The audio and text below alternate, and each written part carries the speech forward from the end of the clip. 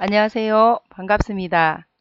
사람은 누구에게나 선택하면 이루어내는 힘이 있다고 하죠. 내가 진짜 선택한 것은 결국 이루어낼 수 있다는 것을 알지 싶어요. 그리고 매일 매 순간은 선택의 연속이잖아요. 오늘은 이런 선택하는 것을 컴퓨터가 할 수 있도록 가르쳐 주려고 합니다. 잘 따라해보고 컴퓨터가 올바른 선택, 효율적인 선택을 할 수 있도록 도와주길 바랍니다. 인류가 그 선택을 컴퓨터에게 잘 가르쳐 주었기에 알파고 같은 멋진 컴퓨터가 탄생이 된 게 아닌가 합니다. 자, 시작해 볼까요? 우리 학교에 있는 자판기로 가볼까요? 우리는 자판기에 돈을 넣고 원하는 메뉴를 누릅니다. 원하는 상품이 나오기를 바라면서요. 그리고 당연히 거스름돈도 나와야겠죠. 자, 그럼 자판기 입장에서는 무엇을 해야 할까요? 돈이 들어오는군. 얼마지? 2,000원이네. 희선이가 원하는 콜라는 여기서 희선이는 김희선입니다. 1,200원이니까 그럼 2,000원 빼기 1,200원 800원. 800원이라는 것은 거스름돈이 남았군. 그러면 콜라 하나를 주고 800원이라는 거스름돈을 줘야겠군. 이라는 판단을 해야 될 겁니다. 자, 이번에는 우성이가 정우성이 또 이 자판기 앞으로 갔습니다. 자판기 입장에서 돈이 들어왔네. 얼마지? 500원이군. 500 빼기 1200원 마이너스 700? 엥? 야, 우성아 왜 이러냐? 돈이 모자라유. 갖고 가슈. 하고 돈을 돌려줄 겁니다. 자, 이런 일련의 일들을 자판기는 판단을 하고 거기에 따른 일을 해야 될 겁니다. 그때 사용할 수 있는 문법적인 명령이 if라는 명령이 있습니다. 어떤 조건이 만족했을 때 어떤 일을 해라 라는 if문이 있고 그와 같이 사용되는 else라는 문장이 있습니다. 자, 한번 보도록 하겠습니다. 구체적으로. 자, 여러분들이 갖고 있는 학습지를 잠시 보겠습니다. 네.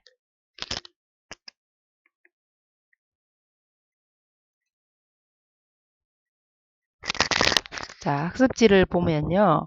여기 순서도라고 되어 있는 걸 먼저 보도록 하겠습니다. 순서가 있는 그림이라는 뜻이고 일의 흐름을 보기 편하고 이해하기 편한 그림으로 그려놓은 것입니다. 보통 어떤 조건을 체크해야 될 때는 이 마른 목골 그림에다가 조건을 적고 거기에 따른 일의 흐름을 적게 됩니다. 이 내용을 한번 보면 직관적으로 어떤 조건식이 있는데 그 조건식이 참이면 이 명령을 수행을 하고 그 다음으로 흘러가라 라는 뜻인 것 같고 그렇지 않으면 아무것도 하지 않고 그 다음으로 넘어가라 라는 뜻인 것 같습니다. 자, 이런 식의 일을 해야 되는 경우가 있다면 우리는 파이썬에서 이런 식으로 표현하도록 약속을 해 두었습니다. if 만약에 라고 하고 뒤에 조건을 적게 됩니다. 아까 같은 경우에 들어온 돈이 계산했는 돈이 0보다 큰가 또는 뭐 이런 식으로 물어볼 수 있을 겁니다. 조건식을 적고 그 다음에 콜론을 적고 이 조건이 만족했을 때 할 일을 아래쪽에다가 적어주면 됩니다. 이 조건이 만족할 때만 이 명령을 실행을 하고 조건을 만족하지 않을 경우 즉 거짓인 경우에는 다음 문장으로 내려가도록 약속되어진 문법입니다. 자, 다음을 보겠습니다. 우리는 또 이런 일을 해야 될 경우가 있을 겁니다. 어떤 조건식을 체크를 해서 그 조건이 참이면 할 일이 있고 거짓이면 할 일이 있어서 두 갈래로 나뉘어지고 그리고 참이든 거짓이든 그 다음 명령으로 또 이렇게 가야 될 경우가 있을 겁니다.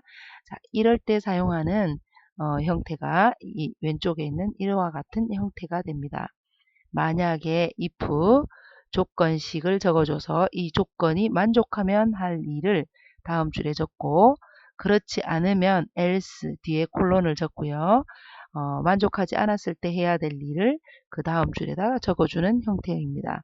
이때 주의할 것은 파이썬은 들여쓰기에 따라서 의미가 달라집니다. 그래서 명령 1과 명령 2는 반드시 입후문 안쪽에 들여쓰기가 되어야 하고 두 명령어는 줄이 맞아야 됩니다. 그리고 입후문 또한 마찬가지로 if, else는 줄을 맞추어서 적어야 된다는 규칙을 갖고 있습니다. 자, 그 다음 다시 한번 더 보겠습니다. 자, 이번에는 어떤 경우에는 이런 경우도 있을 겁니다. 어떤 조건을 체크했을 때 그 조건을 만족했을 때 할 일이 있고 그렇지 않을 때 다시 조건을 체크해야 되는 경우가 있을 수도 있습니다. 그럴 때 조건 2를 체크해서 참인 경우, 거짓인 경우, 명령 2와 명령 3을 해야 되는 경우 그런 경우에는 이런 식으로 적어주도록 약속을 했습니다. if 조건 1, 명령 1. 그 다음에 else라고 적어줘야 되는데 else 뒤에 거짓인 경우에 다시 조건이 바로 나오는 경우에는 else if가 되겠죠. 줄여서 elif라고 적도록 약속을 했습니다. elif 조건식 2, 콜론 명령 2. 그리고 마지막에 else, 즉 이 조건도 만족하지 않고 이 조건도 만족하지 않는 이것도 저것도 아닌 경우에 else이면 해야 될 일을 그 다음에 적어주도록 이렇게 약속을 했습니다. 자, 이런 문법적 구조를 가지고 어떤 문제를 풀어보면서 실제로 어떻게 사용되었는지를 확인해 보면 좋겠습니다.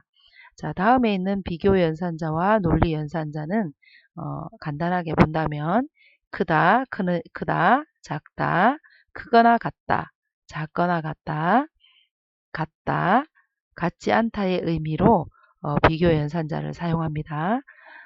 크거나 같다, 작거나 같다 해서 이 두 개의 기호는 순서를 바꾸면 안 됩니다. 그 다음에 equal 두 개를 적어서 같다라고 하는 것을 표현하는 이유가 있겠죠. equal 한 개를 적으면 치환의 의미, 대입하는 것, 오른쪽에서 왼쪽에 있는 변수에 어떤 gat을 대입하고자 할 때 사용하는 것이기 때문에 그렇습니다.